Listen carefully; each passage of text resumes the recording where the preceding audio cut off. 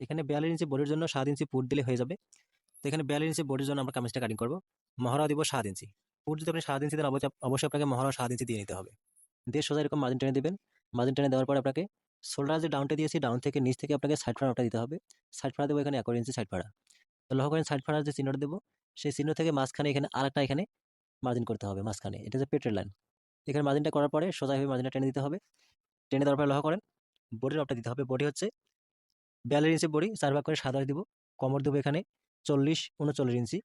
তো মাপগুলো আপনার প্রত্যেকটা আপনি 4 ভাগের 1 ভাগ করে এখানে দিবেন। যেহেতু এখানে 4 পার্ট আছে, 2 বা 4 পার্ট, সেহেতু আপনাকে 4 ভাগ করে মাপগুলো দিতে হবে। এখানে ঘেরের মাপটা আপনি 2 ভাগের 1 ভাগ দিবেন। ঘের যে আপনার 24 হয়, এখানে 12 ইঞ্চি ঘের দিবেন। দিয়ে ঘের থেকে সুন্দর করে সাইড ফাড়ার মাপ থেকে এভাবে সোজা মার্জিন টেনে দিতে হবে, যাতে কোনো টেরা বা আঁকাবাঁকা না হয়।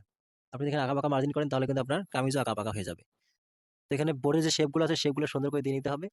বডি থেকে কোমর, কোমর থেকে হিপ এখানে 1 ইঞ্চি পরিমাণে মহড়ার জন্য নিয়ে সুন্দর করে মহড়া রাউন্ডটা এভাবে গোল করে দিতে হবে। দিয়ে নেওয়ার পরে মহড়ার যে আমরা তালপাট কাটিং করবো, তালপাটটা কাটিং করবো আমরা কাটিং করার পরে। শুধু সামন দিকে তালপাটটা কাটিং করতে হবে, পিছন দিকে তালপাট কাটিং করা যাবে না। তো লক্ষ্য করেন এখানে গলা হবে আপনার সামনে পান গলা, পিছনে গোল গলা। গলাটা আমরা বক্রম দিয়ে কাটিং করে দেখাবো। তো এরকম এক্সট্রা কাপড় বাড়তি রেখে বরাবর আপনি কাটিং করে দিতে হবে। এরকম কাটিংটা করে দিবেন। নিচে আপনি যতটুকু মোড়ানির জন্য দিবেন অতটুকু বাড়তি রেখে কাটিং করবেন। চিহ্নগুলো দিয়ে নেবেন। প্রত্যেকটা চিহ্ন আপনি মার্জিন বরাবর দিয়ে নেবেন। দিয়ে নেওয়ার পরে লক্ষ্য করেন এখানে তালপাট কাটিং করে শুধু সামনের পার্টে আপনি 1 ইঞ্চি বরাবর এই নিয়মে একটু কাটিং করে দিবেন।